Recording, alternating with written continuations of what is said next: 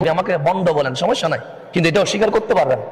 আপনি যদি অস্বীকার করেন, আসেন আমি কিশোরগঞ্জে এসে কথা বলছি, আমার বাবার বাড়িতে বসে কথা বলি নাই, আমি এখানে বসে, আমি এখানে কাউকে চিনি না, কাউকে চিনি না, আমি বাইকে ডাইরেক্ট আমি বলতেছি, মাহফিলে বলতেছি, আপনি গাড়ি ভাড়া দিয়ে দেন আগে। কেন? কারণ মাহফিল কোন সময়, এখন তো মাহফিল ক্যান্সেল হচ্ছে, ক্যান্সেল হয়ে যাবে, আমি বলছি গাড়ি ভাড়া দিয়ে দেন, এটা বলে দিছি আগে। কেন? আমি চিনি না কাউকে, আমি কাউকে চিনি না, কিন্তু আমি চলে আসছি। তাইলে আমি না আসলে কি আমি ধরতে পারবেন? পারবে না। কোথায়? কিশোরগঞ্জ, কোথায়? চট্টগ্রাম। কিন্তু আমি কাউকে চিনি না, আমি বাইকে কখনো দেখিনি, আজকে দেখতেছি। আমি হুজুরকে কখনো দেখি নাই, আজকে দেখতেছি।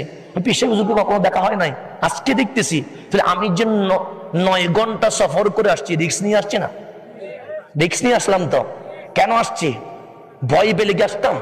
আমি জানি না কিশোরগঞ্জের মানুষ কিরকম, আমি জানি না ওরা কোন পক্ষের, কিন্তু আমি একটা জিনিস জানি, আমার হোসাইন যদি নবীর জন্য কুফার জমিনে যেতে পারে, আমি হাসানও বিশ্বের যে কোনো প্রান্তে আমার মুস্তাফার জন্য আমি যাব ইনশাআল্লাহ।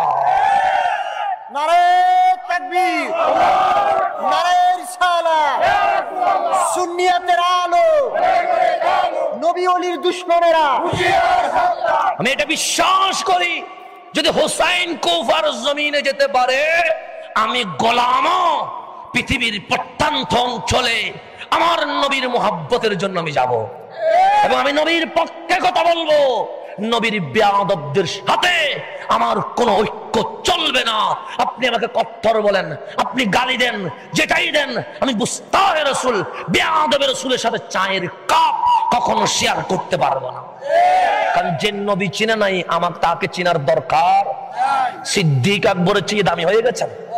হ্যাঁ, কোটিপতি ছিলেন, কি ছিলেন? আজকে বাংলাদেশের কোটিপতি আছে না নাই?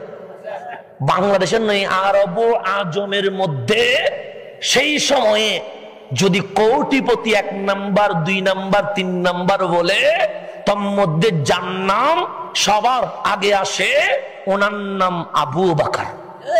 ওনার নাম নবীকে দেখার পরে, কাকে দেখার পরে? ফ্যাক্টরি বাদ, শিল্পপতি বন্ধু বাদ, কোটিপতি বন্ধু বাদ, যে নবী মানে নাই, আবু বকর বলে তার সাথে আমার কোনো সম্পর্ক নাই। নবী নবী নবী। এখন বেলালের সাথে বসে খাবার খায়, এখন গরিবদের সাথে বন্ধুত্ব কেন? যে নবী চিনে আবু বকর তার, যে নবী চিনে না আবু বকর তার নয়।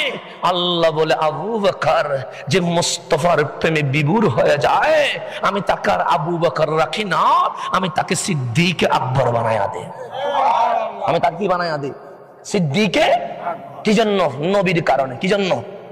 নবীর কদমে সেই সময়ে, আজকে নয়, সেই সময়ে 400 কোটি টাকা যিনি দিয়েছেন, ওনার নাম আবু বকর।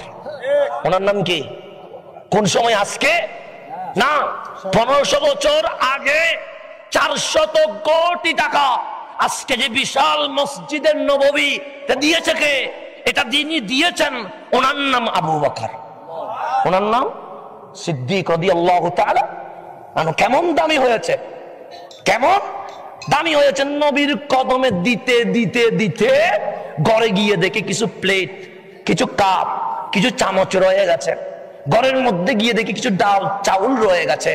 ঘরের চোলার মধ্যে গিয়ে দেখে ছাই রয়ে গেছে। সে এগুলো যদি ঘরে তাকে মানায় না, 3টা পোটলাতে, একটা পোটলাতে গ্লাস কাপ সবগুলো নিয়ে নিয়েছে, আর একটা পোটলাতে ঘরের খাবারগুলো নিয়ে নিয়েছে, আর একটা পোটলাতে চোলার ছাই এনে নবীর কদমে দিয়ে বলে, নবী গো, এগুলাও রাখেন না। আমার নবী একটা পোটলা খুলে দেখে ঘরের প্লেট, ঘরের চামচ, ঘরের আসবাবপত্র নিয়ে এসেছে। আল্লাহর নবী বলে, ঘরের মধ্যে কিছু রাখো নাই। আর একটা খুলে দেখে মশলা, ডাল, চাউল নিয়ে এসেছে, সে ঘরের মধ্যে কিছু রাখো নাই। আর একটা খুলে দেখে চোলার উত্তপ্ত ছাই নবীর কদমে নিয়ে এসেছে। আল্লাহর নবী বলেছে, মা আবকাইতা লি আহলিক, আবু বকর ঘরের জন্য কি রেখেছ? ঘরের চোলার ছাই পর্যন্ত আমাকে দিয়ে দিলা। সিদ্দিক হাসি হাসি বলছেন, নবী রে, বড় দামি জিনিস রেখে দিয়েছি। আল্লাহর নবী বলে, কি দামি জিনিস রেখেছ? ফ্যাক্টরির সমস্ত টাকা আমাকে দিয়ে দিয়েছ, ঘরের ইউজ করা আসবাবপত্র আমাকে দিয়ে দিয়েছ, ঘরের খাবার দাবার আমাকে দিয়ে দিয়েছ, ঘরের চোলার ছাই আমাকে দিয়ে দিয়েছ। কি দামি জিনিস রেখেছ? আল্লাহ এবং রাসূলকে ঘরের মধ্যে রেখে দিয়েছে।